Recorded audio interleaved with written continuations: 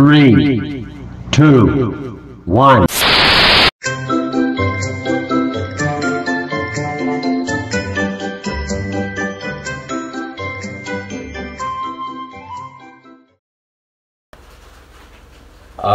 Welcome po muli sa ating pagtuturo ng pagtatabas. At ang ating tatabasin ngayon ay isang pantalon na slacks na mayroon tayong sukat na ang haba ay 34, ang crotch ay 25, ang baywang ay 29.5, ang hips ay 38, ang hita ay 26, ang tuhod ay 20, at ang laylayan ay 16. So, yan ang ating susukatin, isang isang slacks pampabahay. Kasi may nag-request sa akin ng slacks daw, na tabas daw ng slacks. So, ito na para sa iyo. Isa tayo kaagad. Ang gagamitin kong dito sa taas, ito lang munang, itong para kitang-kita. Buhat dito sa pinakadulo, magbaba lang tayo ng mga 3 inches, 3.5 inches para kitang-kita. Tayo, yan natin. Kapatay, tapos guhitan natin. Ay man makita to. Ito na lang itong gagamitin natin. Kitang-kita siguro to.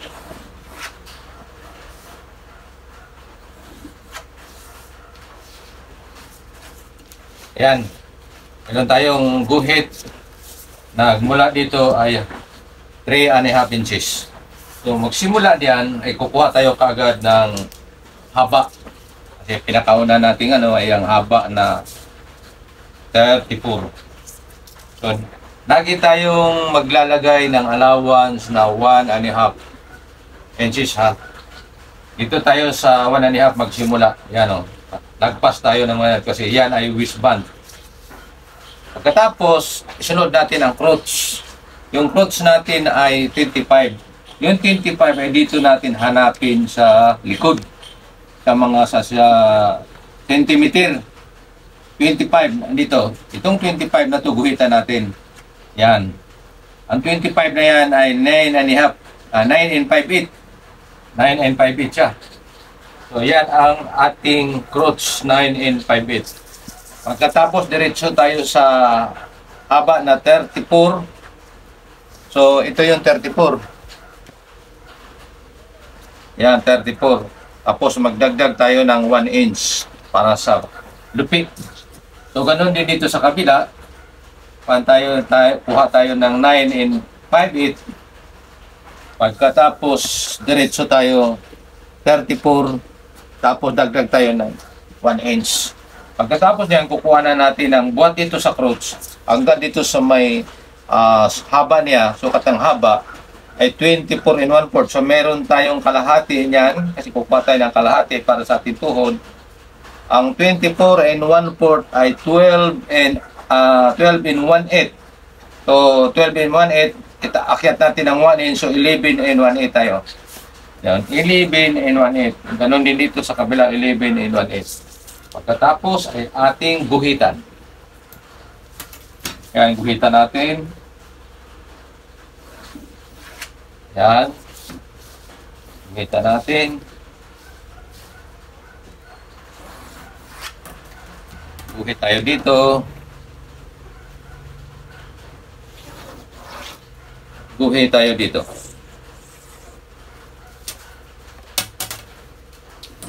Pagkatapos, kuha tayo kagad ng sukat ng hita. Yun ang ating gagamitin para dito pati sa hips kasama siya dyan. So kalimitan kasi yung ginagamit yan, kahit ako noon ang ginagamit ko ay hips din dito, ang kinukuha ko hips. Pero ngayon binago ko, meron akong isang technique o isang paraan na natutunan buhat din sa mga ibang magtatabas na mas maganda rito na ang gagamitin nating panukat ay ang hita. So, buhat dito sa gilid, tayo ng mga 3 inches distance. Kuha tayo ng 3 inches.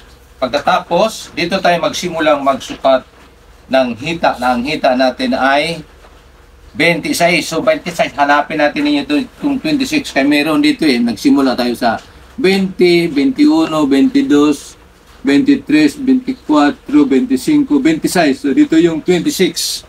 Kadulo. Pagkatapos, kukunan din natin ang sentro. 26, meron din dito. Yung kalahati ng 26 ay 13. Meron din dito 13. Ayan, 13. Pagkatapos, sukatin natin ito kung ilang inches. So, meron tayong 9.5. So, dito din sukatin tayo ng 9.5. Pati dito sukat tayo ng 9.5.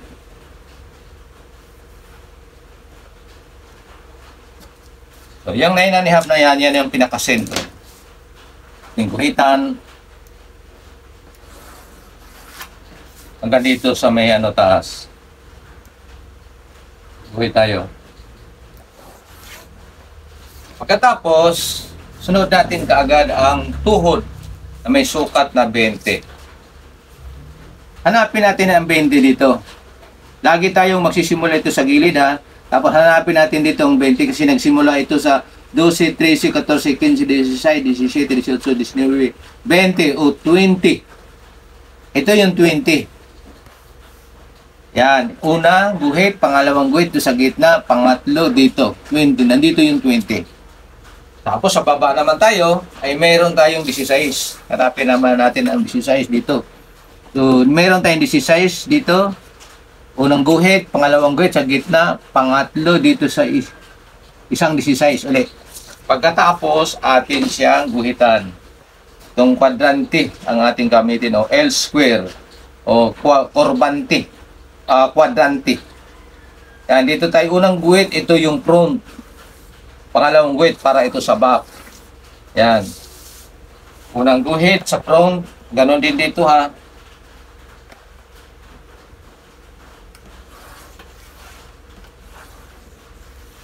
Ito, ginagamit ito na diretsong guhit, kabila kanan, kasi front and back, kung ang iyong ruler o ang iyong L square ay 1 inch lang ang lapad. Pero pag may mga L square kasi na 1.5, pag ginamit mo dito, lalaki yung sukat. So, kailangan yung 1 inch lang kasi kailangan ang distansya dito at saka ito ay 1 inch lang. So, pagka ganitong kalapad ay 1 inch, pwede siya nating guhit dito, diretso, pag kabila, diretso din. So, sunod natin ay ang kurba. Dito tayo sa may kurbahan natin dito. Yan. Yan. Dito din sa kabila, ganun din. Yan. Guhit tayo. Yan. Siguro malinaw yung aking guhit kasi ang ginamit kong ay munggol na malaki. Mataba na munggol. Tapos buhat dito at press tayo ng 1.5 inches. Tapos bahagyang guhitan natin dito pataas, ganyan. Mga konting lang yan, konting hiray lang o tumba, konting tumba lang. Pagkatapos sukat tayo ng 2 inches. Magbuhat sa mayroon tayong pwedeng 2 inches. Ang iba nito 1.5. Pero nung unang panahon. Pero ngayon sa mga bagong style na pagtatabas na nandito na tayo parati sa 2 inches, 2 1/4 hanggang 2.5. So ang gagamitin ko ay 2 inches. Yan. Pagkatapos ay atin siyang kurbahan. Meron na akong pangkurba din. So ganito ang pangkurba natin.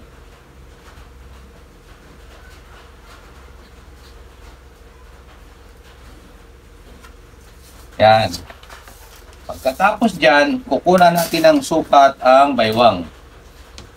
Baba muna tayo, atras muna tayo ng 3/4 para ito sa allowance ng ating zipper. Tapos saka tayo magsusukat ng baywang na 29.5. So ang 29.5, ang kalahati niyan ay dito yan 29 ay 14.5. 14 kulang-kulang 14.3/4. 14.3/4.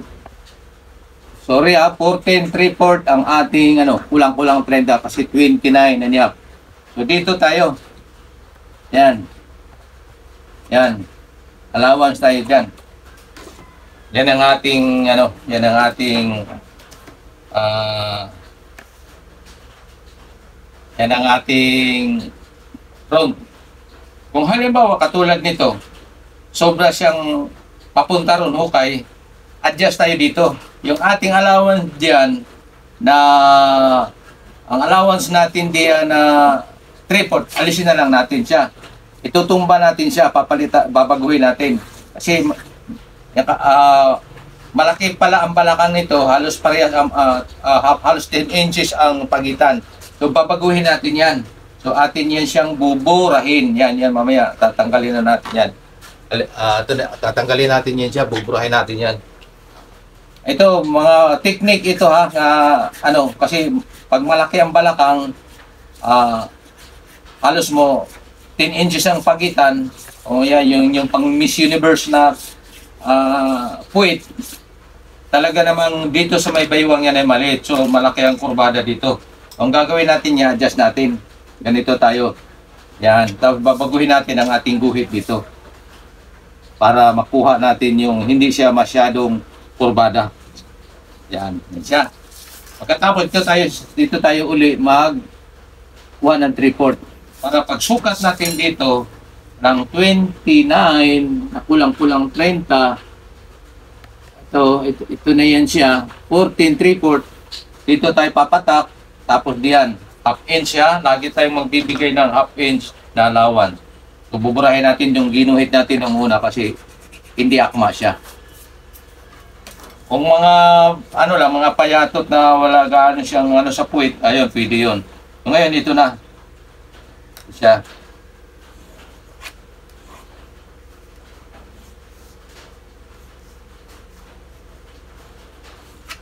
Yan ang ating mga kurbada. Yan siya. Pagkatapos, slacks ito, dalawang klaseng ating gustong gawing bulsa. Pwede siyang continental, yung paganyan, at pwede siyang slide pocket. Kapag slide pocket, ganito tayo, 2 inches mula dito. Kasama na to sa sewing line, sa sewing allowance.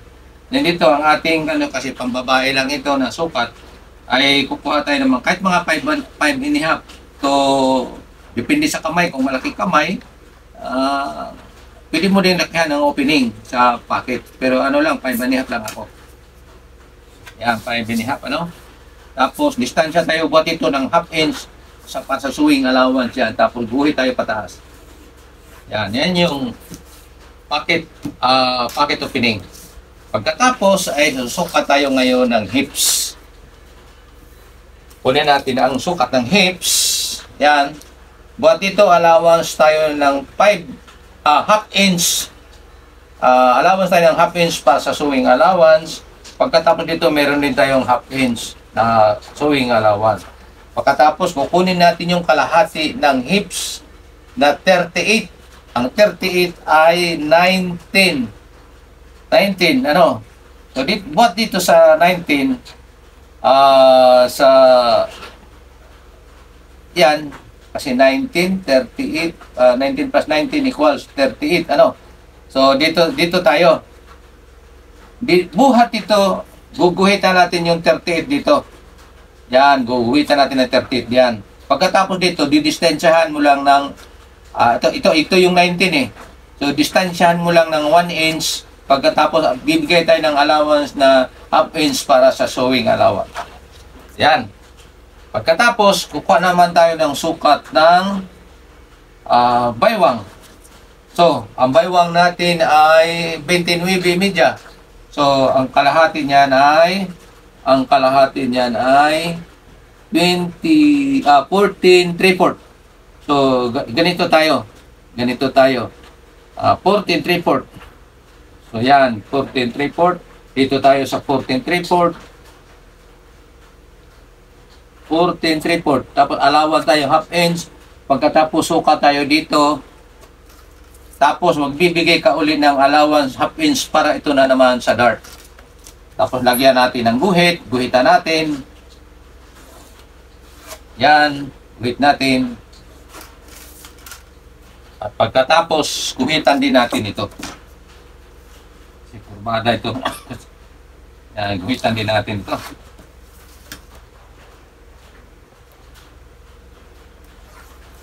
Yan. Yan. Yan siya. At pagkatapos niya, nakuha na natin ang sukat diyan. Dito na naman tayo sa sukat sa hita o hita. O, yan. Ang hita natin ay 26. So, buhat ito, bababa ka lang ng mga 1.5. Kaya dito tayo banda sa baba nagsusukat. Baba kayo ng mga 1.5. Pagkatapos, allowance ka rin dito ng half inch, kaya tingdam ko dito tayo sa may bandang loob, half inch ang binigay kong allowance. Tapos tulak natin papunta doon, hanapin natin yung 26.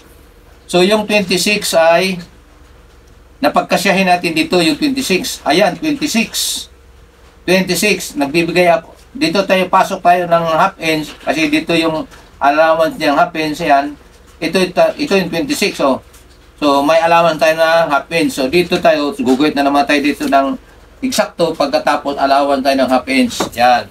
So, ang ating pagguhit na naman ay ganito na naman.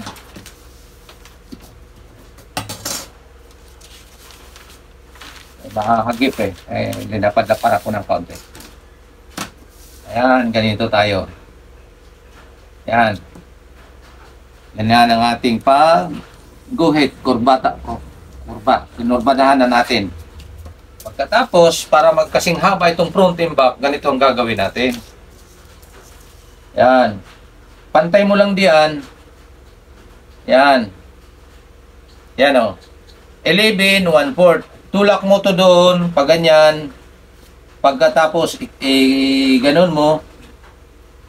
Ito yung, pareha sila ng haba. Pakain din nito kasi front ay dito rin sa baba, kaya baba ka rin ng half inch. Yan. Pagkatapos, naguhitan na naman natin dito, susunod natin kaagad ang pagguhit sa kurbada. Dito sa puwit niya, sa kurba niya. So, malalim ito. So, laki ang puwit Pusli ang puwit. Nito? Ang ating sinukat.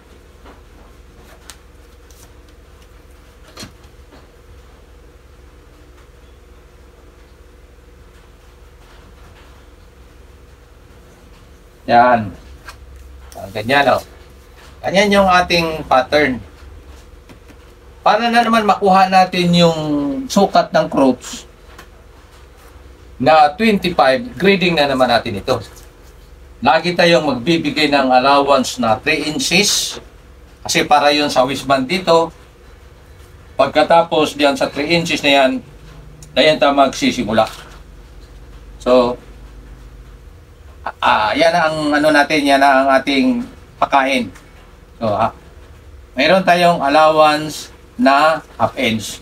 So, diyan tayo magsisimula. Tapos, yung ating pag-grading dito ay hindi natin ididikit. Kasi nagpapakain tayo lagi ng 3/8 to half inch ang tolerance niyan So, dito tayo grading tayo uli. Yan dito. Para makuha natin yung 26 ay 25. 25 na 25 na punjo. So ngayon, ito na 25. So dito tayo guguhit ngayon. Allowance yun na half inch. So ganyan tayo. Guguhitan natin dito. Yan. Guguhitan natin dito. Bigyan mo natin pala ng allowance itong front, yung sewing allowance. Bibigay tayo ng half inch. Tolerance lang yung ginagawa ko, pero ang pakain niya lagi nasa mga 3/8 lang.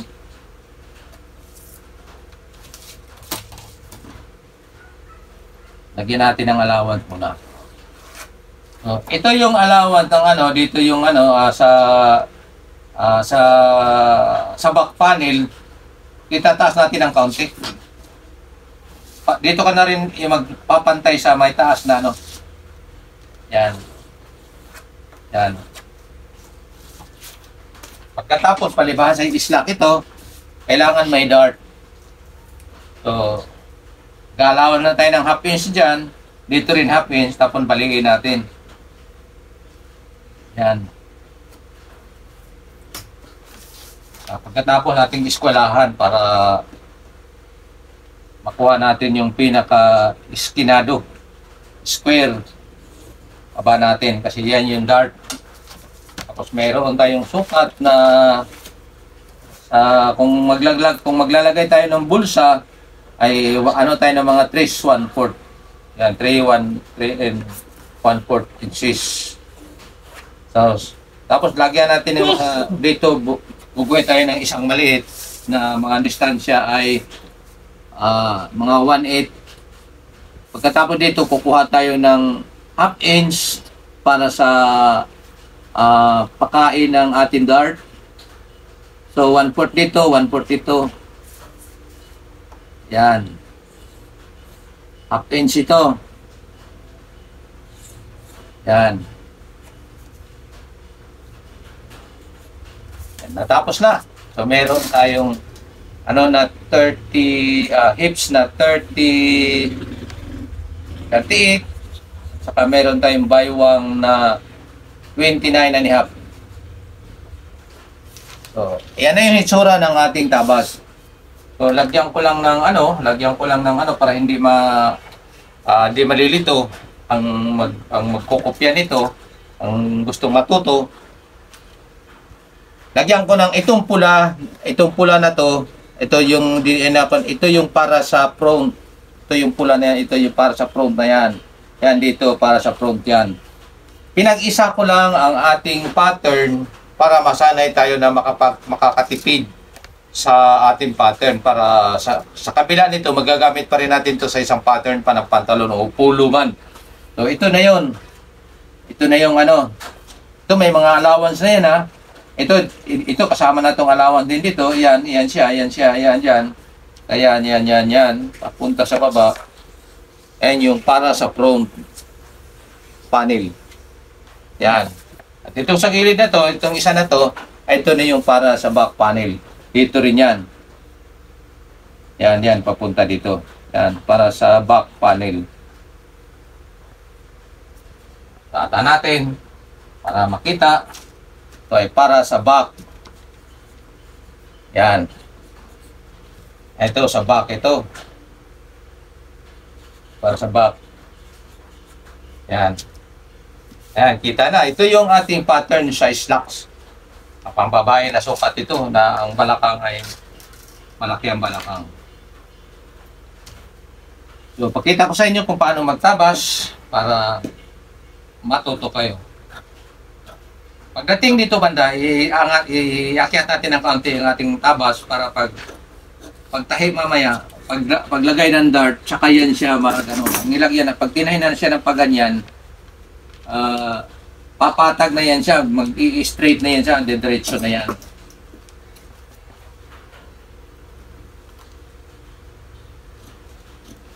So, ito yung tabas na natin. Basin na natin.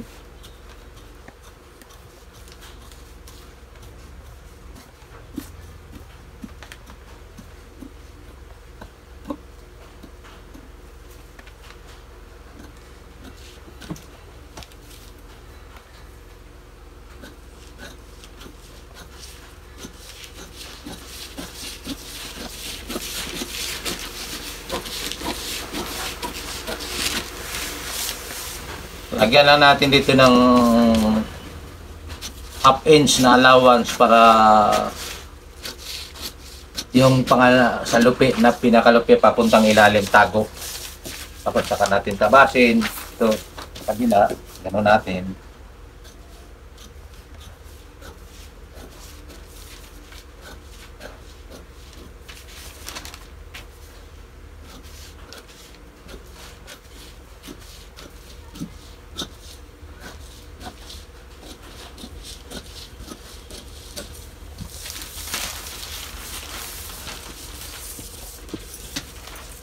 So, natapos na yung ating pattern tutorial sa pantalon na slacks. At naway inyong makukuha ang magandang paraan na dito ang ating kinukuhang sukat ay ang hita. Kasi kadalasan ginagamit sa mga nagtatabas ay hips. Itong hips ang ginagamit nila para sa dito. Pero ang aking ginagamit ay hita. So iba ito. Iba ibang paraan ito. So, sanayin nyo lang ito kasi sa nakita ko mas maganda ito na paraan. Kasi kumbaga sigurado na nakuha na natin talaga ang sukat ng hita. Kasi kung dito kasi minsan pag malaki ang balakang, pagkatapos maliit ang hita, di kaya malaki ang hita, maliit ang balakang, so nagkaroon ng mga depekto, mahirap. Kumbaga, mahirap i-adjust. Pero ito pag ganitong hita ang ating ginawa, napakadaling i-adjust. So nawa, natutunan ninyo, makukuha ninyo. O kung halimbawa ay medyo hindi man makuha sa isang bisis, ay atin itong ulit-ulitin lamang para matutunan talaga. 1, 2 hanggang 3, huwag magsawang paulit-ulit hanggang sa makuha ninyo ang paraan ng pagtabas. Kasi napaka-importante sa isang mananahi ang matutong magtabas para sa ikagaganda ng quality. Kasi pag hindi natin matutunan yung pagtatabas, hindi natin malalaman kung mga depekto ng ating mga ginagawa na may lumuluwag, may sumisikip. So, paulit-ulit lang po.